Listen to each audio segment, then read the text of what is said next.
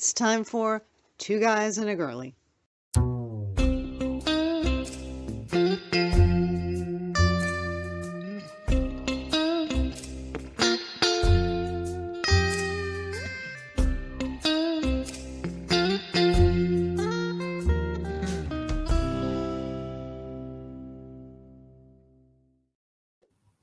Welcome everyone to Two Guys and a Girlie. I'm Girlie, otherwise known as Denise, aka Girlie on the Edge, and with me are clearly two guys, Clark and Nick. Clark, Nick, I got it. How you doing Hi, today? Denise. Hi, Clark. How are you doing, man? So, How are you doing today? It was worth the whole thing. All of this effort is worth seeing somebody do the countdown thing. Yes. I mean, they're right there. It's like in the real world. that did go well. That did go well. Anyway, so here we are again. Yep. I hope same people that joined us last week are here this week, and maybe a few others. You'll let us know, Nick, I guess, if we have company. Okay, now I see. I see one viewer. I see a time. I was getting refamiliarized with the screen that we're all looking at, the live 1.5852. Yeah. It's an old joke before your time. Forget about that. Don't worry about it. We're just having the best time we can, and yeah, we are. Here we are. Along with us are live viewers, and definitely there are viewers in the replay. Don't forget that, okay? Because for our caliber, we have plenty of views for, again, our caliber as a replay. And most of them were full replays, according to the statistics. So we probably should remind everyone, Nick, that we are live streaming on Facebook and YouTube. Yep. And that is where you can find our premiere episode and subsequent episodes, conversations that we're going to have. So either of you guys you think about opening topic? So if that was the premiere, this is voir dire? That's the secondary to premiere. And hold on. I'm going to amuse myself by going to see etymology. Don't mind me. Don't mind me either. We're taking time. No, man, it's afternoon Vice. for us. No, it's 9:30 p.m. for me, so it's time for Vice. You know what a Vice beer is? No. Not a clue. You will see. I have to do this because it's a beer with barley and malt and wheat. So it stays in the bottom. If you do that, and then you see the color, it's whitey. That's where the name comes in German. Weiss. It's white. It's light. Got it. So that's a Weiss beer. That's a Hellenic beer, by the way, which is Vergina. Sponsor us if you like. Don't laugh. And it looks in the eyes every German Weiss straight in the eyes in many competitions. So cheers. Okay, cheers. In fact, future reference is sponsors, at least in spirit, if not in money. I'm thinking like Cynthia's site. Maybe we can do a spotlight on a site that we want to curry favor from. So we could have a website spotlight segment, and we could go. I'm using Cynthia as an example because she was on the call last night. You should have gotten up at 3 a.m, Nick. It was a good Saturday night drive.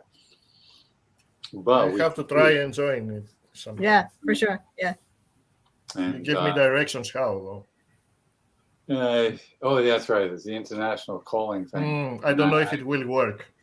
Yeah, I suspect not. Although with cell phones, are they not immune to tariffs overseas?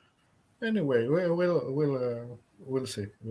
Okay, Oh. I think. Can I use Skype for Fine, that? we're veering off topic here. No.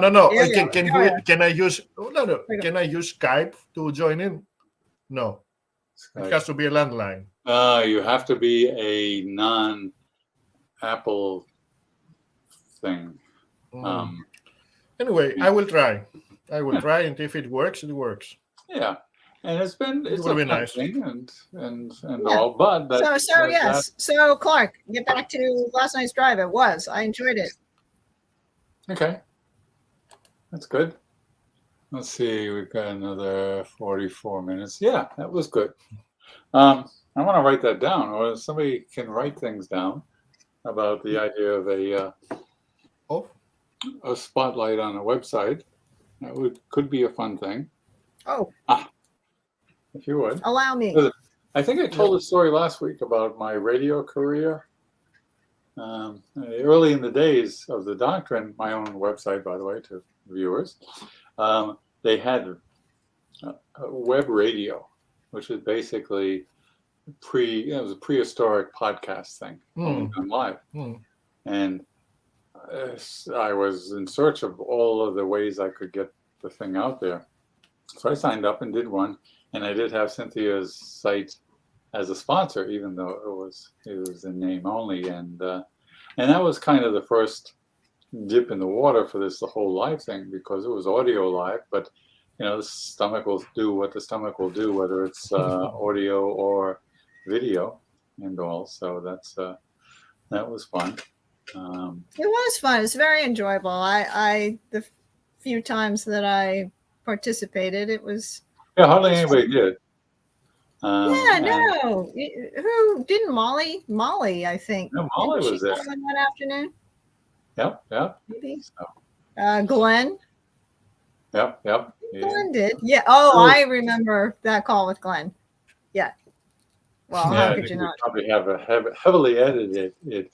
Glenn's a Scot, so he's kind of a little free form, and that doesn't always play that well. Shoot.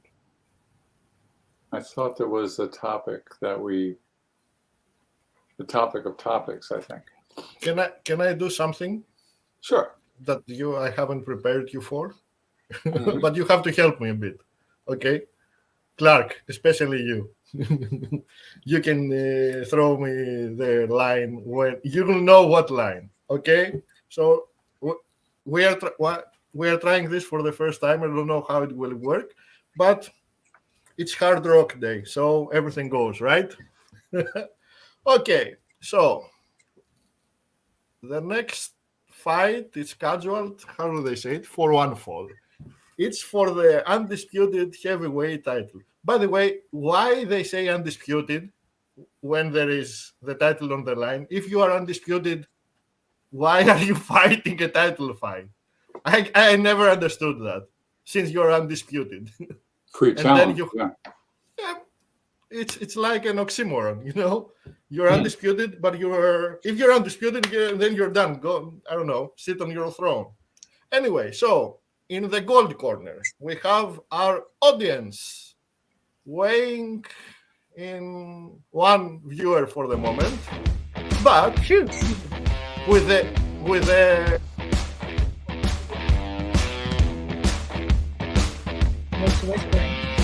yep.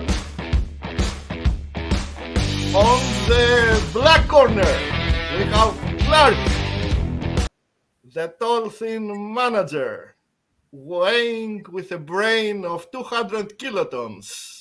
The father of Wakefield Doctrine, the master weaver of sentences, Clark.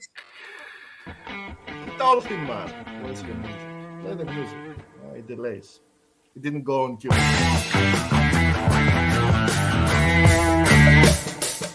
We are not. You can hear? Can you hear? Oh yeah. Wow. That's Clark's entrance. Okay, Clark, get into the ring, man.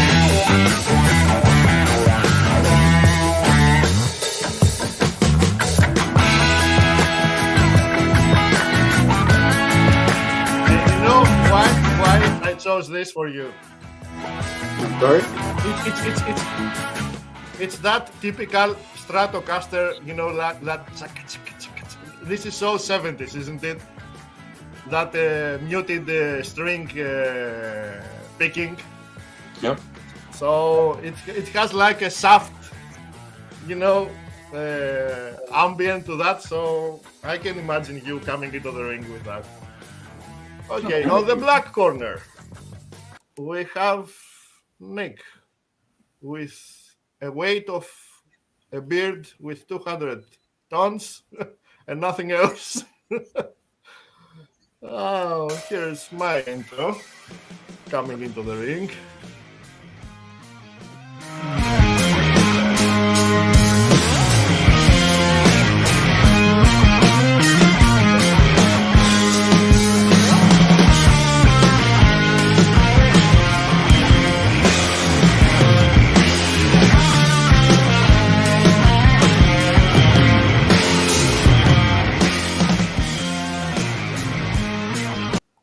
And All right.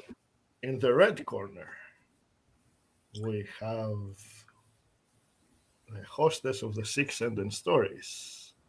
Oh, We nice, soft, have- soft and delicate. Yes, the beautiful, gentle Denise, who is going to give us a beating with a new prompt every week that we won't be able to write anything about it. Except for this week and the next 2 weeks. So again, a live thank you to Abby and Tom and Forestwood, who's Yep. she's brand new.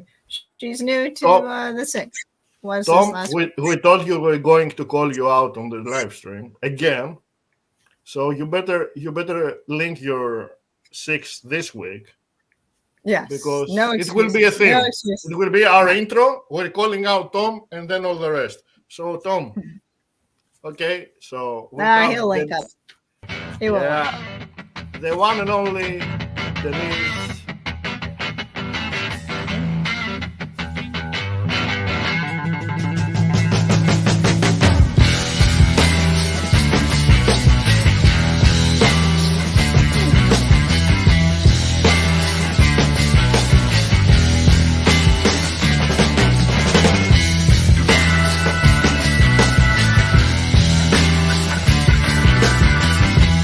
Okay. All right. That'll do. So Clark- I'll accept that. I'll accept So that. Clark Yes. has to Yes. say now, let's get ready to rumble. But I cannot say it like the guy. You know that guy, that announcer. He's going, let's get ready to Yeah, rumble, and it goes on for 1 hour to say rumble. You know, Clark. Yeah, I was thinking more along the lines of humongous. And Yes. the effective, he is your dog of war, Denise. The We have all lost somebody yes. close to us. Road I can't warrior, remember the line, but the Ayatollah of rock and roller is. That's right. Have the movie is Road Warrior? Or is it? Yeah. It was Road Warrior. Yeah. The second of the series. Have you seen it, Nick?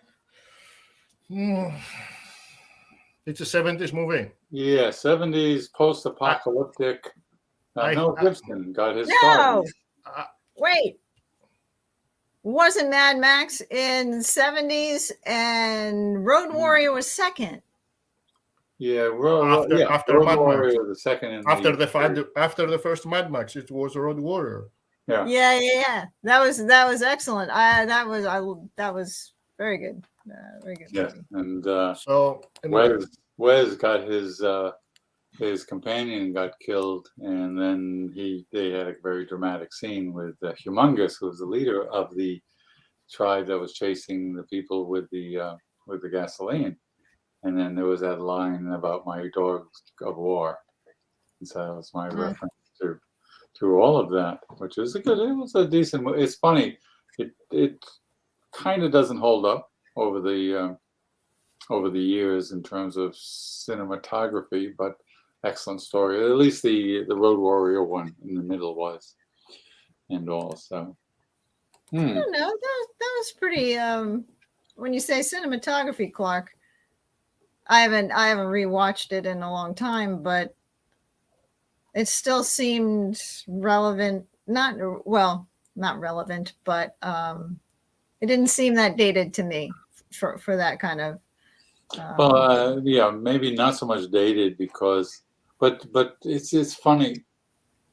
The future messes up the past, meaning how is it that people do the physical things they do now without enough time for evolution? And I'm thinking about anything from skiing to motorcycle tricks. And if you watch people doing motorcycle stuff from the 50s and 60s, or skiing 50s and 60s, then you go to the, a mere 50 years later, and physically there's no resemblance whatsoever. No, man. Holy Not smoke, at all. where did that come from? And that's part of the secret of the universe, by the way. The idea of building a change incrementally to allow for it. How did you go from, let's use Chuck Berry, to say Jimi Hendrix or Jeff Beck or a modern guy? They all could, and we all grew up with guitars, and Chuck Berry is the go-to kind of what to do with an electric guitar, because it was quote easy. And every now and then I'll read like on Quorum, whatever it is. Oh yeah, man, how come he's so great? I can play that. And the answer, of course, is yeah, but nobody could up until the point that he came up with it. Chuck Berry, B.B. King's another one. B.B. King is credited with inventing the use of the vibrato, finger vibrato, in electric guitar. Holy smoke. I mean, such a fundamental thing. Who gets to do that? And yet nobody thought of it up to that point. And so that idea of building on the past, and for me, and I'll keep it short as it's a beautiful topic. Go on. The idea of change, personal change, self-developing yourself. The easy part is imagining what you would like to be. The hard part is accepting what you are. And it isn't a fight. It isn't a conflict. It isn't adversarial. It's transitional if you do it correctly and have the commitment to it. That's all I have. Okay. I think it's a topic worth talking about, because remember I told. May I add something to my whys of the last episode? Sure. Yeah. What do you mean? I realized that upon watching again the replay of our stream, my answer as to the why I am doing this was more focused towards the future audience, and thus I missed a very integral and important part of my answer that should have been said, which is you, Denise and Clark. I mean, the why is you. I am not. I said I used the word fun, but I used it in. Perhaps it wasn't the correct word. What I meant is that it's so good for me as a person to be with you, to spend time with you, to discuss with you, to exchange ideas, to get into the exchange of trains of thoughts and arguments and whatever, to tease one another. All that thing which makes what I believe is the essential human communication, the discussion between people of various backgrounds, of various ethnicities or whatever, but they can sit on a table or in a virtual living room and have fun again, exchanging ideas. So this is a big why for me. Apart from the other things I said, which all stand, thank you for being here this moment in time and doing this with me. It means more than I can say in a few sentences. As we move along, a lot more will be said. So that was my addition to last week. Clark, we should talk about it, because remember I talked about self-doubt being the killer of creativity. And you're touching on that. And let me tell you a short story, which I think will give us food for thought for our discussion. You know the actress Kate Blanchett, right? Mhm. Okay. Yep. Kate Blanchett. Oh, yeah. Yeah. Okay. Hella She, in the latest or the movie. Yeah. yeah. By the way, she has a new movie. I think it's called Tar. Tar, I think. She plays a maestro of a symphony orchestra.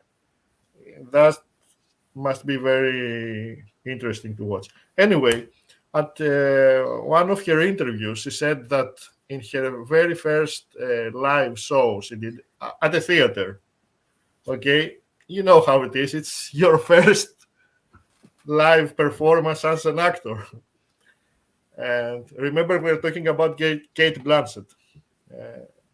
They went on stage. There were three people down in the alley. Hmm. Wow. And during the intermission, two of them left. Oh no. And once they That's a came back, boost to your confidence, all right. yes, there was only one. And she was saying that Yeah, we've got one more than she has then. exactly my point. Exactly my point. That's why I want to tell you, don't mind about the little lie with that number. Don't mind about it. You guys and girls that you are with us, we appreciate you immensely. Immensely. But again, the possibility is there. But if Kate Blanchett can make a show, half of a show for one person, and then grow and become the actress we know and love, then you know where I'm going with this. Yeah, it's several factors. Reaching that future, Clark. Here we are, the past, how that connects. But I think on a creative level, whether it's music or writing, practice, obviously, but then the exchange, of ideas, of being with other people, of watching other people, or reading other people. All the musicians back then, when music was evolving, like tremendously, Chuck Berry to Jeff Beck. You watch other musicians. I think it's rare. There are the rare, like Jeff is rare. All the special Jimmy that are truly, truly unique, and that talent. Well, I would say to you then, would their talent, and the same with a writer, would it evolve just in isolation as opposed to being exposed to other people? Oh boy. Right. You look puzzled, Clark? Are you under? No. No? Yeah, I tend to agree. And that notion of talent, I suspect, is independent within the person of the world around them. Now, how they manifest it. I mean, think about how many people are exceptionally, now fill in the blank, intelligent, talented, and all, and whether or not they can interact in a way with the world around them that manifests as something that the rest of the world finds attractive. So you've got, and people ahead of the time, and we talk sometimes about some people are simply creative. Creative is not, of course, the same as acceptable to the audience. So you could have the greatest, valid point. Yep. Greatest musician in the world, but if they're not relating themselves to their audience to a certain degree, then they become invisible and probably don't rise to, Roy Buchanan is a good example for all of his personal problems, was a guitar player who you would think would be at a higher level above and beyond the, there's the appreciation of the people who participate, and there's appreciation of the general talent. But that whole thing about what do we do with the world if we're looking to change it? Are we changing the world, or are we changing ourselves? I got a feeling it's somewhere in between that when we look to self-develop ourselves. Well, and when we self-develop ourselves, we're changing our own world. We have to, by virtue of.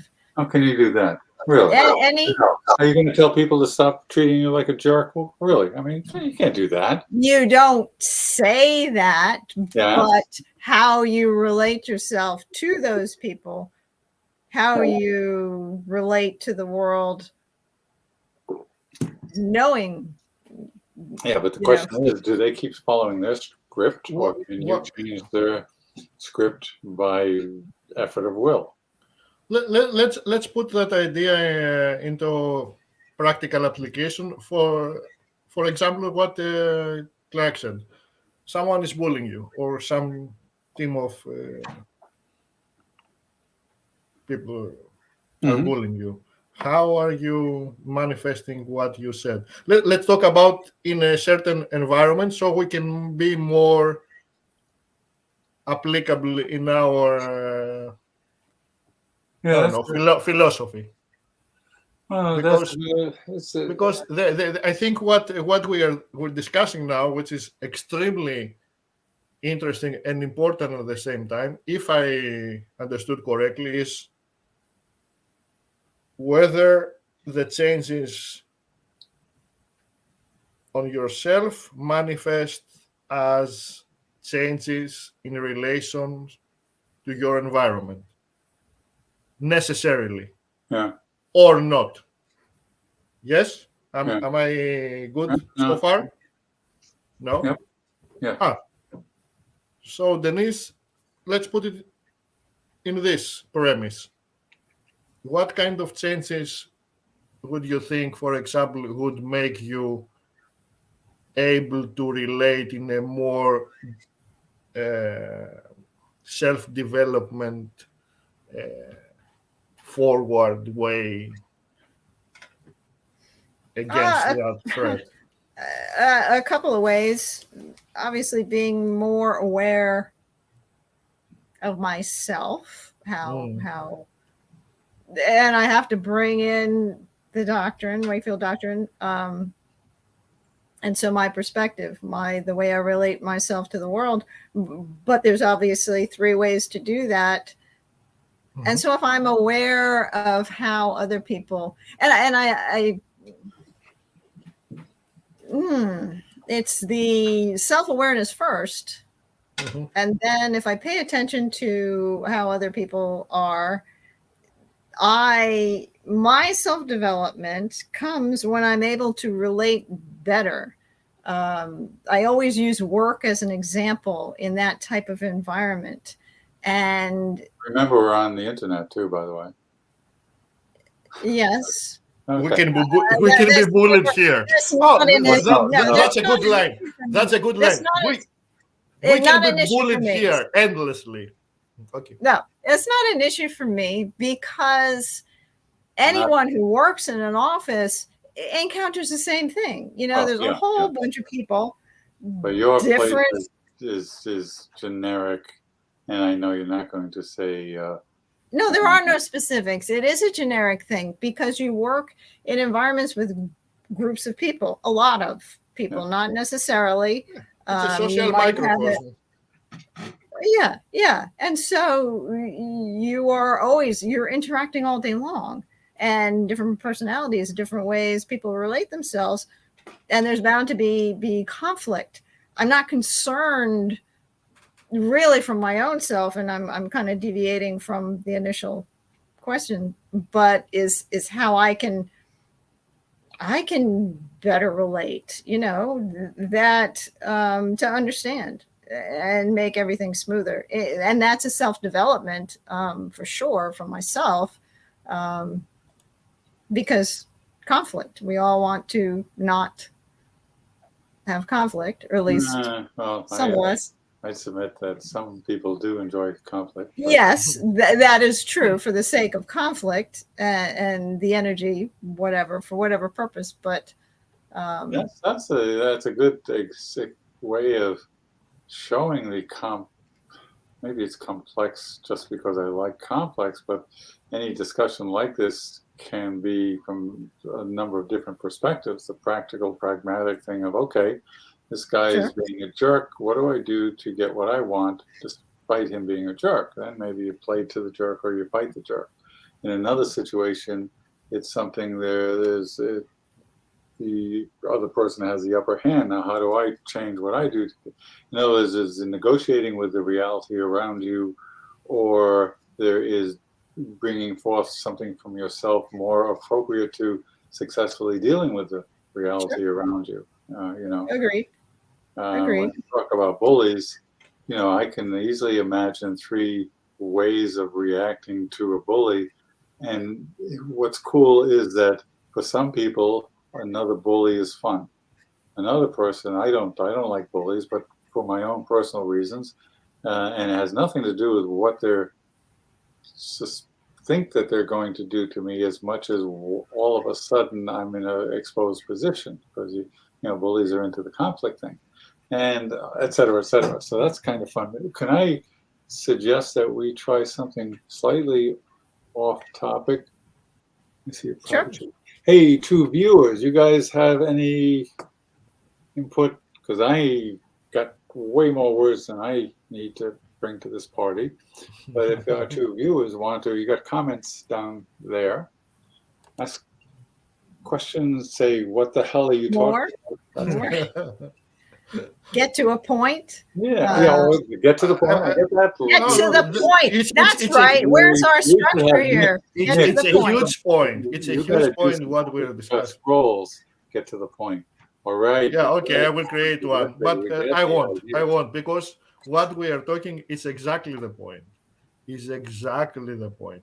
And I don't know. Are we meandering here a little? We're kind of. I'm sorry. No, I'm enjoying it. But no, we're not meandering. Oh, I am too. But I am immensely. And cheers. But I want to, and again, and I would never do that. I'll tell you a story sometime about how somebody tried to trick me into sitting in a seat. It was I'll tell you anyway. Company Christmas party. We're in a theater setting, like a movie theater, seating down to a stage, and they had entertainment. And this other manager from a different office had it in for me. And so we're coming down before the show starts. And she comes up and says, "Hey, Clark, you're supposed to sit here, like 2 rows up from the stage." And she got distracted, and heck with that. And I went to another part of the seating. And then another person, and this is funny because he was dressed similar, white hair, red tie, ended up in that seat. And you can't convince me that it was chance that in the process of this guy's act, a comedian does hey, let's get somebody up out of the audience. I want to show something. And he went right for this guy who was sitting where I was supposed to be sitting. Oh. All right. Thank you, Doctrine, because I could figure the machinations are. And a bullet was dodged, because that would have been, I would have had to, back to your bully thing.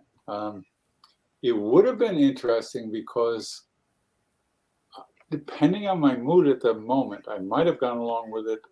But if I didn't, then I would not, because sometimes we have enough to resist peer pressure. Peer pressure being a whole audience full of people not caring whether you're comfortable or not, urging you on.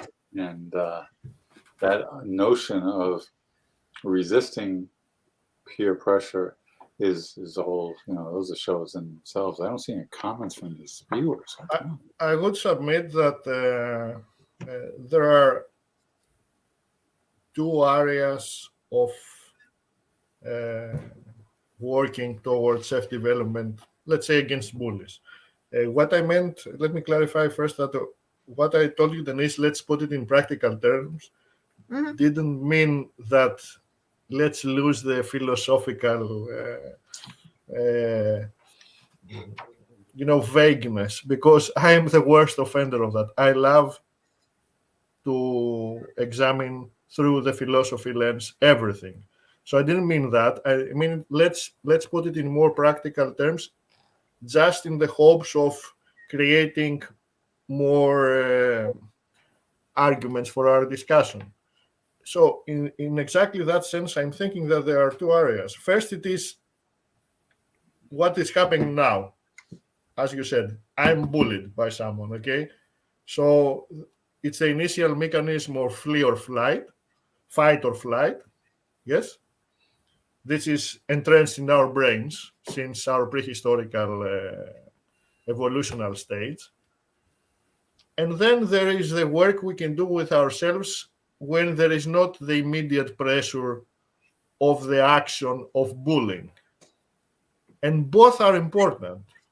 Both are important. It's the one complements the other. The more we work with ourselves, like you two described, the more able we are to create different mechanisms against the occasional bullying that is happening. And the more we resist against the bullying, the more feedback we get into the loop for our self-development when we are alone. So both of them are integral in the way we can move forward and create the armor that will enable us to protect ourselves and react against, for example, bullying, as we are discussing. I don't think it only matters how you're going to evade the moment of bullying. The aftermath of it, it's more crucial, usually, in psychological terms, let alone physical terms. Yes, and this is us and ourselves. And this is where all the demons creep in our mind, and we take the beating. Why didn't I do that? Why they are bullying me? What's the wrong with me? self-criticism, sure, self-criticism and Yep. whatnot. Yeah, not easily overcome for a lot of people. Self-criticism. But the more you get in contact with your identity, the less territory you give to the bullies to feed on you. Because essentially, unless it's a very drastic clinical case, what they are feeding on is your reaction to their bullying. And if that dissipates, they lose interest and they move to the next prey. Yeah. That's my idea.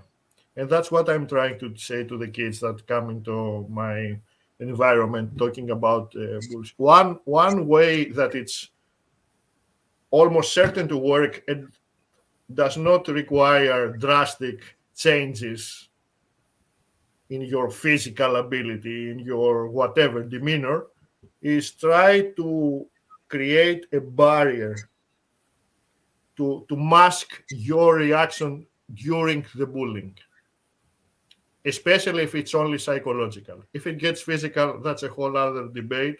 Let's not get into that now. But if it's psychological bullying or internet bullying or whatever, the absence of reaction from the prey makes the predator lose its interest, because it's not like the feeding, it's the hunt, the stalking of the prey that excites the predator. And if you take that out, they move to the next target. If we see it in the eyes, with the eyes of the predator, and that's again where the Wakefield doctrine comes. If you can relate yourself to their actions as predators, even if you are not one, then that gives you an advantage. And essentially, this is, now that I'm thinking of it, this is what I'm telling them. Think as your predators. You like to hunt. You like to see the shiver on your prey before you kill it. So, metaphorically kill it. So if you take that out, and if you continue to drink your lemonade and have fun with your friend, despite what is happening, they will lose interest and they will move along to the next one. Hmm. I don't know.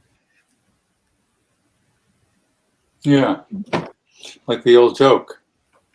I don't tell jokes. I'm not sure why I'm inclined to do this other than my own project. So the old joke is the people out in the forest camping, two people, and they hear this bear come crashing through the woods and busting up everything, heading towards their tent. And they get up and say, Jesus, we got to get out of here. And one of the two sits down, starts putting on his sneakers. And then the other guy's halfway down the road. He says, wait a minute, what are you doing? That's sneakers are not going to make any difference. You can't outrun the bear. And he says, no, I don't have to outrun the bear. I just have to outrun you. Yes. All right, that was a good one, Clark. That was Wait. I missed it, but I will play it even with a delay.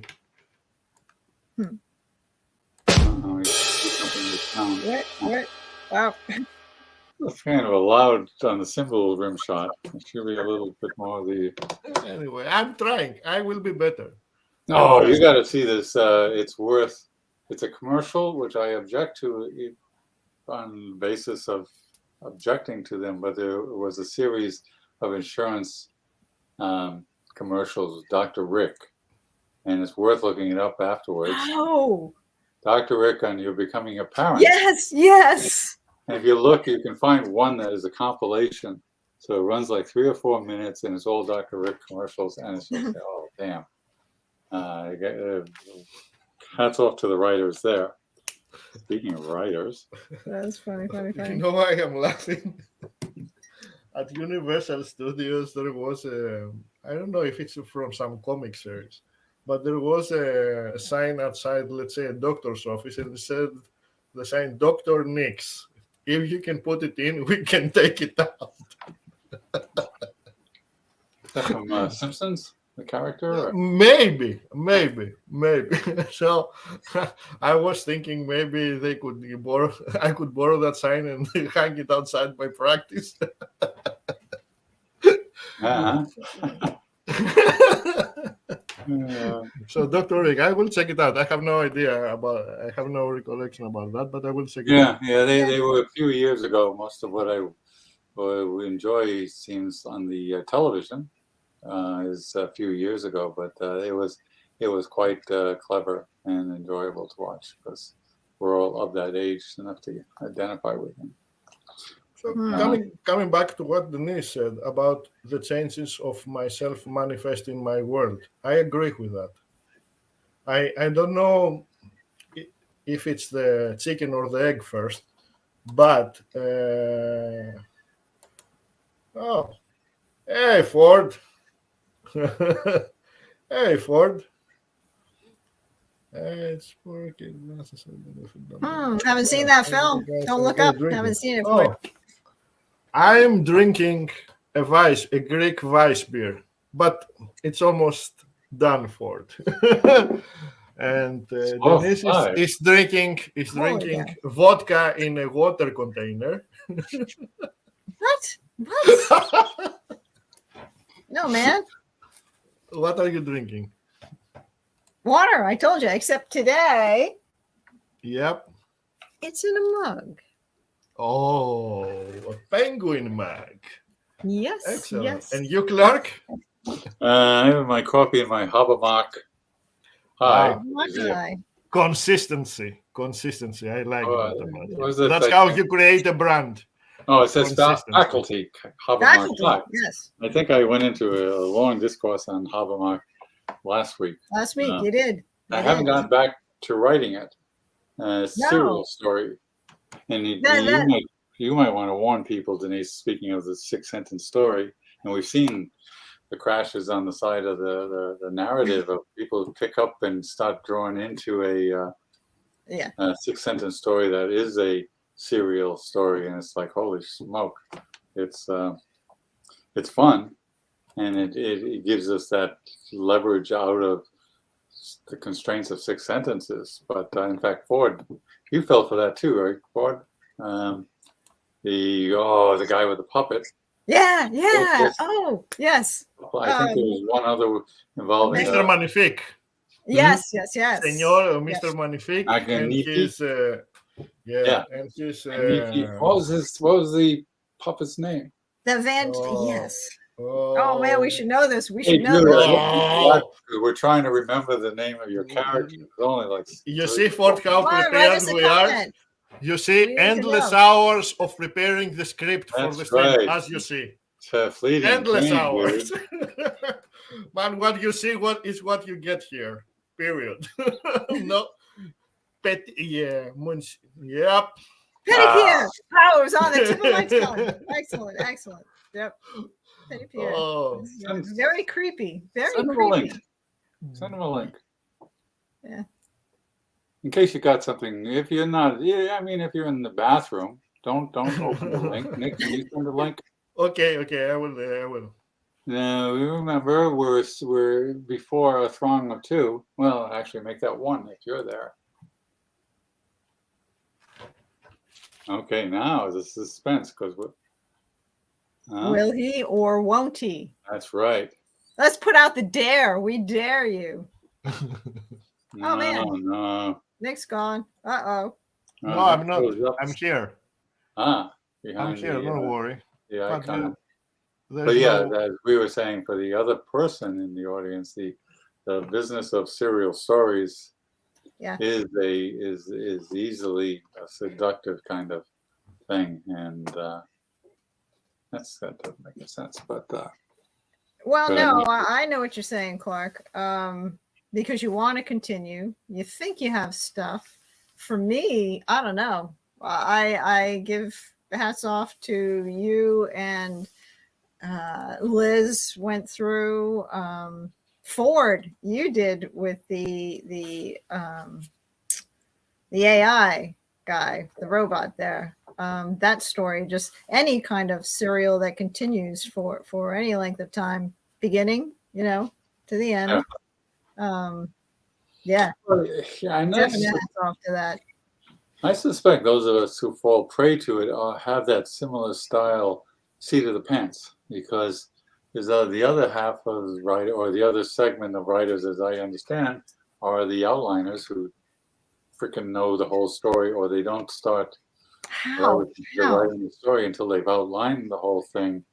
They probably write more books than Seat of the Pants, because Seat of the Pants is, as we all know, is just the fun of seeing what happens next, even as the author. And serials are just hard to resist that kind of thing. But there Oh, is the question of Seat of the Pants writing. How do you know when, especially if you're enjoying your characters as you're writing them?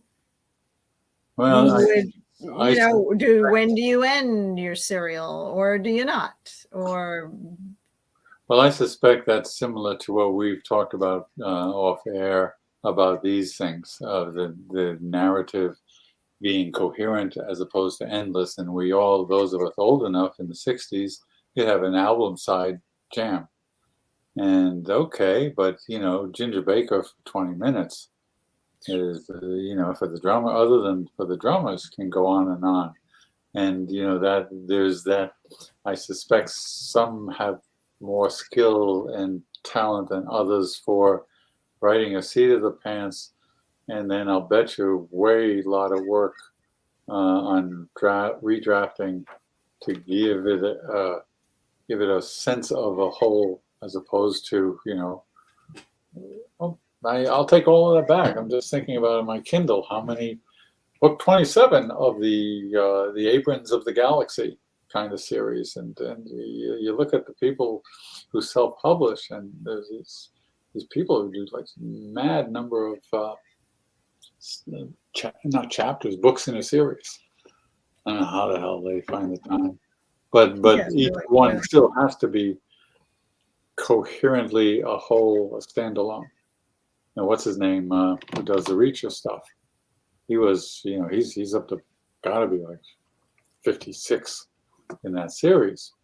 but they aren't just. And if you want to be critical, they're all kind of all the same thing, but they aren't because people keep buying them. He manages to give it something new about the main character and what we know about them, and we want to see. And Spencer, predating that, is the same. Oh yeah, kind. those were good books. So Robert Parker, if you ever read those, Nick, back There in is a the lot day. of discussion in these subjects. A lot of discussion. We must really dig into that for sure. We must dig into that for sure because essentially you're talking about serials, Mhm. and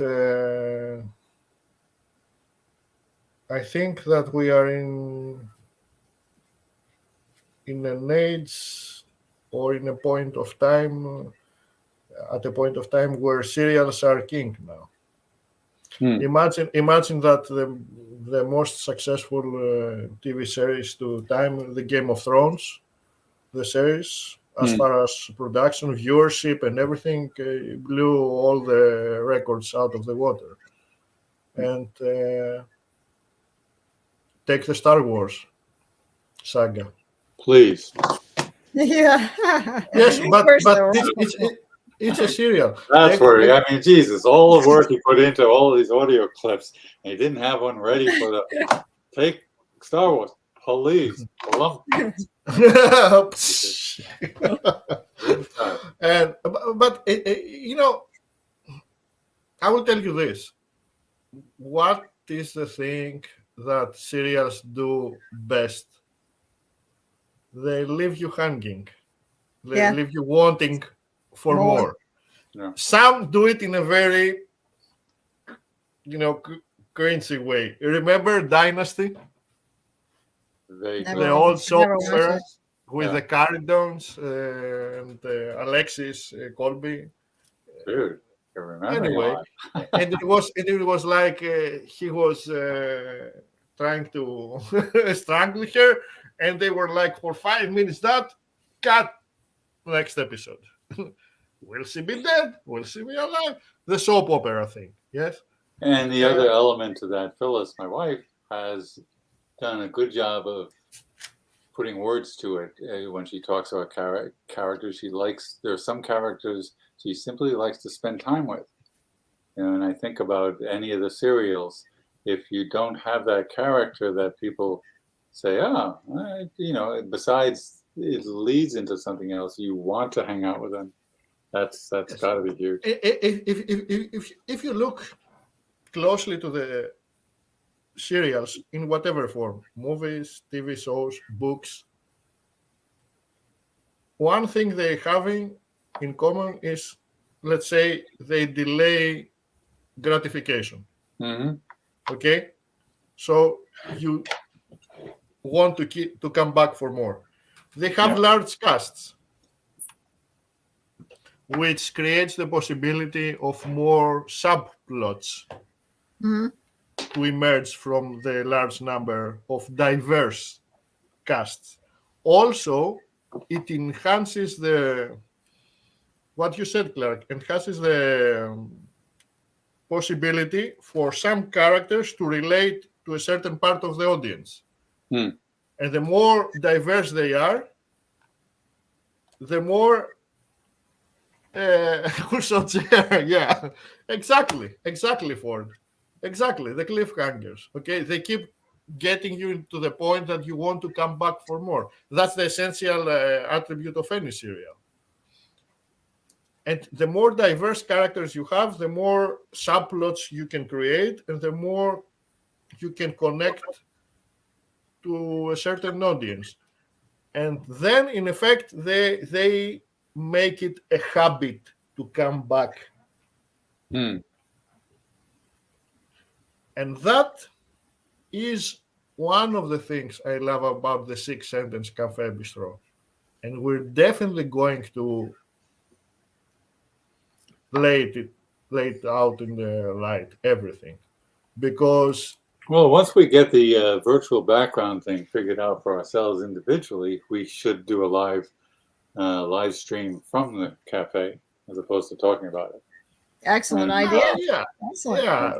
I think we will have a problem doing that because it needs more bandwidth than we Yeah. can. Well, that's the thing. But- Here. Yeah, You got, I mean, we can see an outside. Maybe we can just use, if again, there's got to be another way besides green screen approach to put, I can see you at the doorway. I can see the door behind you, and there's 3 steps down into the cafe. And Denise, I can see her behind the long bar that runs along the right-hand wall. And this is not the desk that I would have. no. No, The, absolutely no, not. the, No, no, the no. manager's We're not office. getting forward at the The, bandstand, the low bandstand. But I don't know why it has to be a low bandstand. yeah, One yeah. step up. We'll do that. But definitely, if you think about it, we have diverse characters. We have a substantial number of diverse characters that are the proprietors. Yes, and Tom. Mhm. Tom, don't forget to link, man. So we told them, me and Denise, that we're going to shout out during the stream if he call him out if he forgets to link.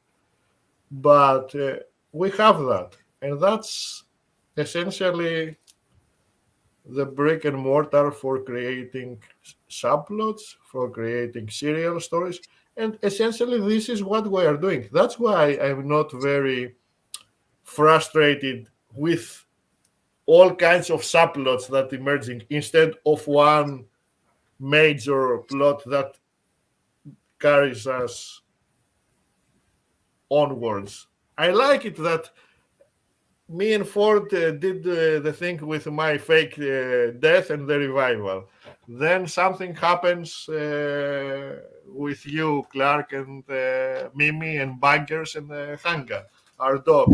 Or Denise, the character, goes, has a Girls' night out. condition and goes to the hospital, and then That we was very grab enjoyable. there.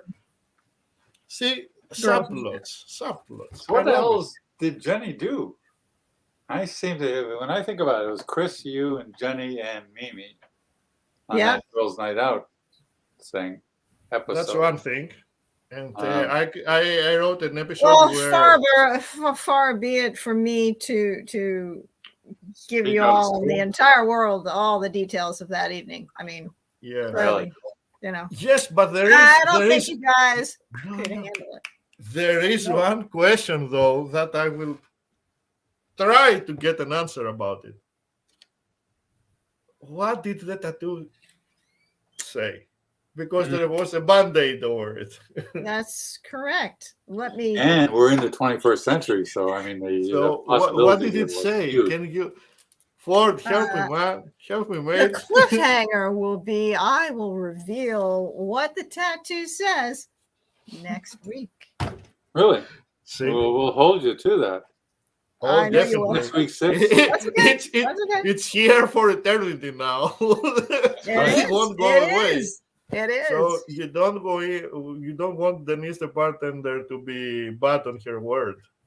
I will not. That has never I- happened before. So No. Ford. I pledge to the entire planet that I will reveal. Oh boy. What do you think, Ford? See? Get Denise up to dance?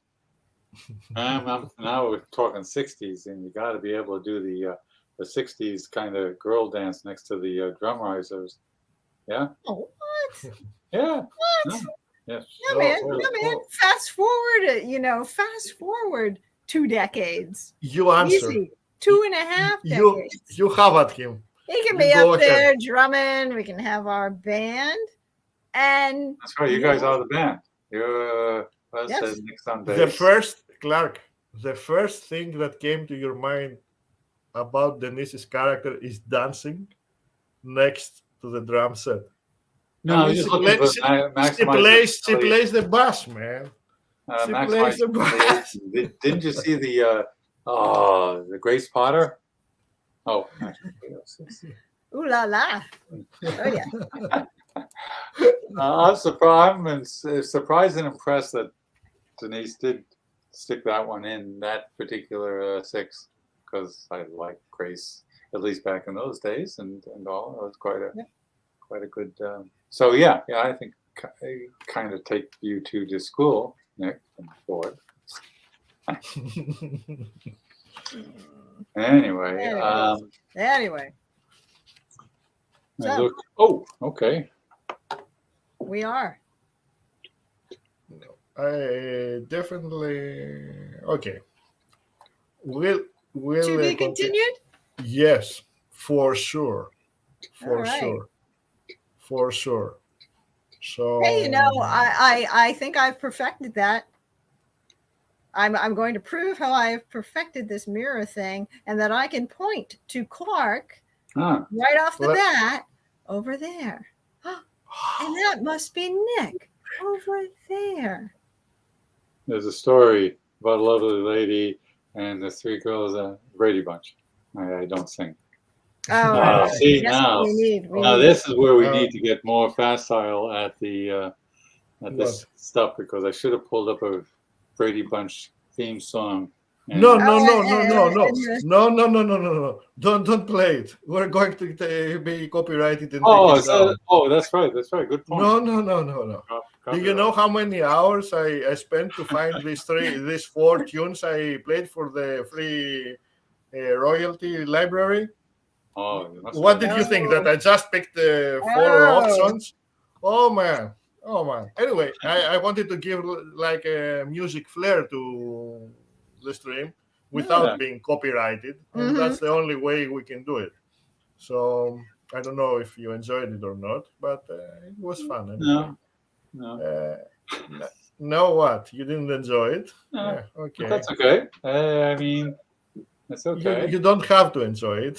You have to endure it only. Yes. You have to endure it only. Well, then I'll finish my own participation with the statement keying off of your wise thing earlier on, is that I'm looking at this as a opportunity to self-improve myself, because by virtue of the context, the live, and all this other stuff, I expect to encounter resistances within myself that I wouldn't normally encounter in an everyday interaction. And there's a lot of, I believe that there are lessons for ourselves in every minute. If we can leave ourselves open to see what the lesson might be, and more importantly, see what it is within that is causing the, I want to do this. Or so it's kind of a two-part thing, like you were saying about dealing with the bully. Fine, it's one thing to perceive the bully and know what to do. The other thing might be to do is how are you perceiving the bully? Like I say, for Clark, for me, it'll be, oh shit, people are watching, crowd is gathering. That's not good. For a Scott, it would be like, oh right, they love that stuff. And for Roger, the hurdle of it. So that's my closing statement. Thank you. Thank you for your closing statement, Clark. Thank you. Thank you very much. I like it how you create a topic and then cut. No. That's some serious montage skills, like Pulp Fiction montage. Nope. Next scene. Okay. All right. Ford, thank you for your comments, man. Yeah, thanks for joining us, Ford. And next, any Sundays you'll be available for work. Please make sure to hang around if you enjoyed that. Yep. But if you didn't, still hang around, because you're a proprietor and you have to. It's in your contract. It's in your contract, man. You should read the small letters when you sign the 6-sentence cafe contract. That's right. So send a brief resume, vitae, and we'll send you a link next time. Back at you. I sent him a link. Back at you, Ford. Hey, Mike. Same here. All right. Same here. Thanks for watching. So I think it's about time, yes, that we thank everyone for joining us today. Don't forget to subscribe, hit the like button, all the other stuff. Like, subscribe, comments, at YouTube and Facebook. We'll also check. at replay, we check everything. And by the way, again, thanks for your detailed comment at our first episode. everything you Yes. have Yep. suggested Appreciate the feedback. was either already at works or was taken under consideration, and we really Yeah. appreciated the detailed feedback. Thank you. And four, don't be, be sure to tell your friend and relatives. I like that joke. I was Okay, holding that back, looking for a shot. Tell everybody. I want to thank you again, and our viewers and our future viewers, but both Denise and Clark, for a very fine Sunday Yeah. evening for all of us. I will bid you good night by saying, do not go gently to that good night. Raids against the dying of the light. Always. All right. See you guys next week. Yes. All right. Thanks. Bye-bye. Bye, everyone.